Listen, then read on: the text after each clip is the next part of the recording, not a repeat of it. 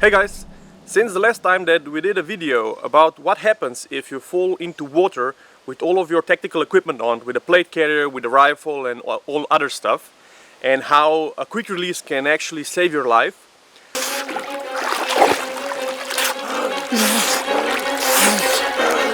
Why don't you just swim? Well, I'm pretty sure nobody can swim in full battle gear with all of the mags on, with a plate carrier, with a rifle. It's just impossible. And even for the people that comment like, oh yeah, the Marines do it, they don't. Sorry, but they don't. Oh, the Navy SEALs do it, they also don't. They have certain swim qualifications where they have some gear on, but not the plate carrier and not all of their gear. The only instance when Navy SEALs have all of their gear on and they're swimming, they're diving with a mask, with a scuba or rebreather, and they also have special flotation devices on them, special vests that control their buoyancy, otherwise they will just be on the bottom of the sea. What's even more absurd is this kind of comments usually come from older guys that are not in shape. I mean, really, they are in a very round shape, I guess. So no, if you tried swimming with just a bit of weight, it's really hard. Okay, I have a plate carrier, I have a helmet. I don't have my rifle, I don't have all of my magazines with rounds, I don't have my handgun, I don't have any of the other equipment. And just with this, I will now try to swim to see if it's possible.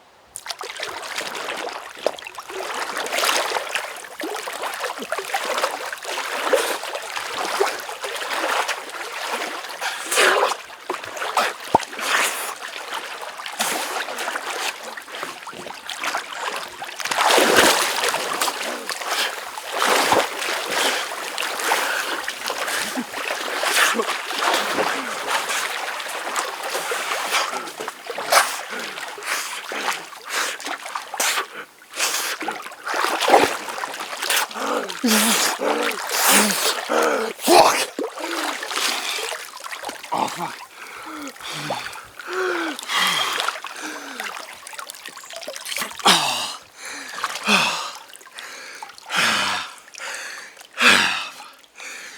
Yes, it's possible to swim if you consider this swimming. But I'm sorry, but this is not realistic. This was just drowning with extra steps.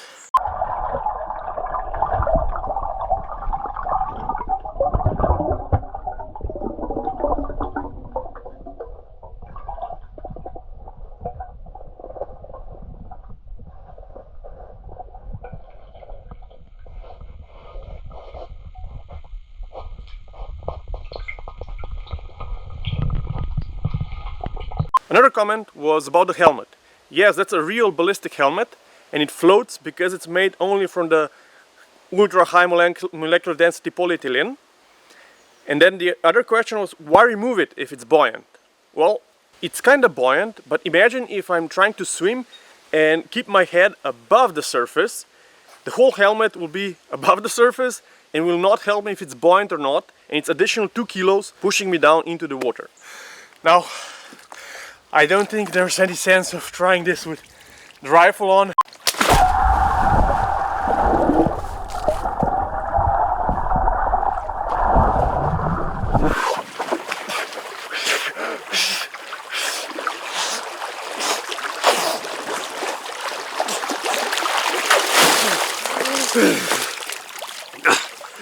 Okay, I'll give it this.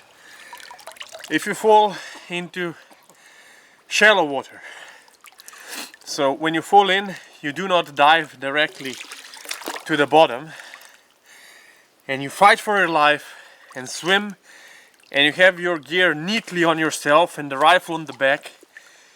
I think you can swim 10 meters to save your life, maybe. But it's not something I would rely on. Also, imagine I don't have a handgun, the rifle is not loaded, I would need 7 mags full of ammo also on me, and probably also other gear that I would need as an infantry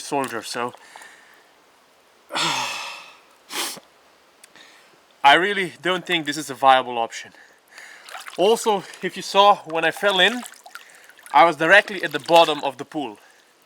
So this is like less than 1 meter deep.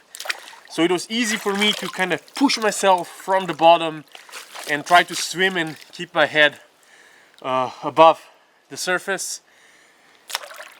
But again, I would not consider this as an option. So how do professionals do it? Well, they usually do not swim with all of their combat gear on. What they do is, if they have operations near large bodies of water where there is danger for them to fall in, they usually use different kind of flotation devices over their gear. Maybe a standard personal flotation device as a life vest, or they use inflatable flotation devices that don't impede their movement, but they inflate when you fall into water. This is a civilian personal flotation device. It works automatically when you fall into water, but you can also use a cord to activate it. I'm not sure if this is the exact model, probably not, that some of the units use, but they use something similar. Now you have to be careful. Those devices, the self-inflating ones, are not meant to be used in vehicles, because, for example, if you're flying in a chopper, goes down into water, if your flotation vest inflates when you're inside, you're dead. Okay, let's imagine I'm raiding a merchant ship. I'm going up the ladder. It's slippery and I fall in.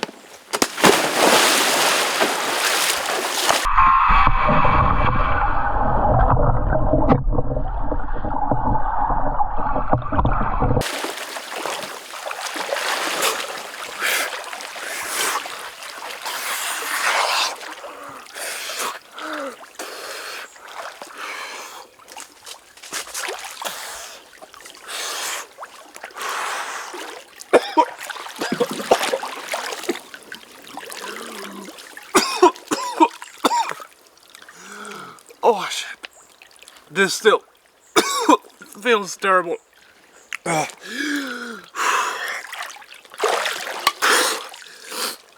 But as you can see, the flotation device worked. It actually turned me in the right direction, so with my face up. But I think you can hear it because it's around my plate carrier. It really restricts your breathing, and also you're very low in the water. And if this was rough sea, it could be dangerous. First thing that I would do is I would lose the weapon. I know a lot of you cannot comprehend this, but if it's life and death decision, this will kill you. If you're in the water, it's heavy, it's trying to turn you around, it's useless in the middle of the sea. I would get rid of that. Second thing, helmet. As you can see, it's above the water, so it does not help the flotation, and it just restricts my movement, so I will get rid of that. Oh, it's better already. And now pretty much I just have to wait for my buddies to save me. This is very comfortable. I can relax and I'm floating.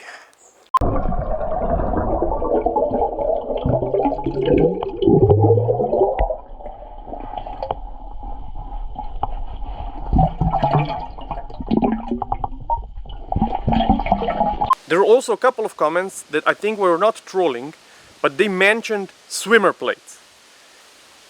I'm not sure if you know, but the swimmer cut on a ballistic plate does not mean that that plate was meant for swimming. The swimmer cut is actually very similar to the shooter cut on the ballistic plates, where both of these edges are cut deeply so you can use your rifle or kinda swim. But that doesn't mean that the plate itself is buoyant. Even more so, a lot of you mentioned the plastic plates, so ultra high density molecular weight polyethylene. So those plates are usually very thick, they're very light, but they're only level 3 or maybe 3 plus rated. So most militaries in the world don't use those. They use ceramic plates level 4. But we can test those, we can see if those are buoyant enough to keep me afloat. So this is the best case scenario, a plate carrier that floats and level 3 plates that also float. Okay, so this is the best case scenario. You have level 3 plates that float. Will this keep me on the surface? Now, as far as I know, these kind of plates only come in level 3 and maybe level 3 plus rating, not level 4. And the second thing is, I would not recommend subjecting your plates to water if they are not rated to be submerged, because water can degrade them and reduce your ballistic resistance.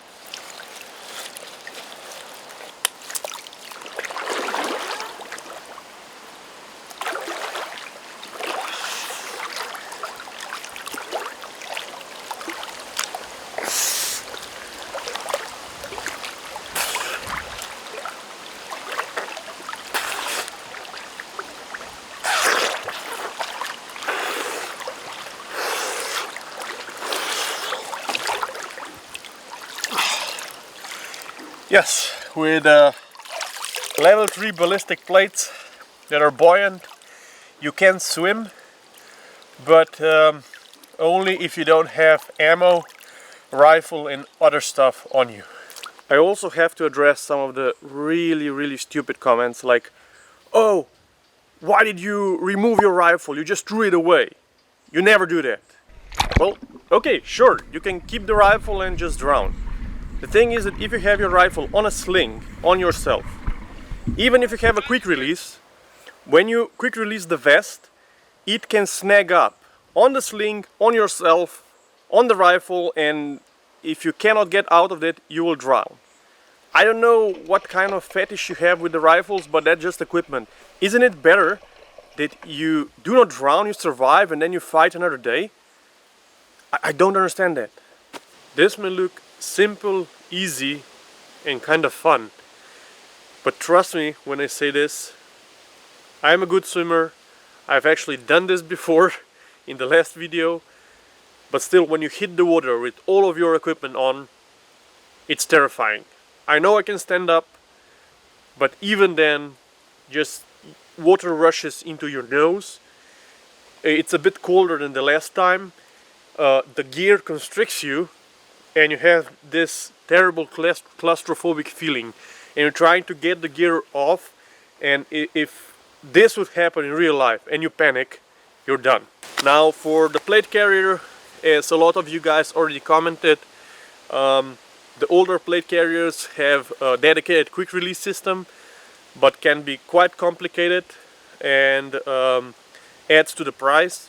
But what new plate carriers often use are these quick release buckles, which also work quite good. You have to find them and you have to release them. But today also we tried doing this with the gloves on, and it can be done. Probably it depends on the gloves. If you have thicker gloves, you have less feeling, but with these Helicon-Tex gloves, it was no problem. Essentially, with this vest, you can try different orders, but you get the buckles off and it falls apart. It does work. So that's a good alternative. Overall, I still need to stick with what I said in the beginning of the video. With all of the gear on, swimming is not an option. If you think you can save yourself by swimming, you're destined to failure.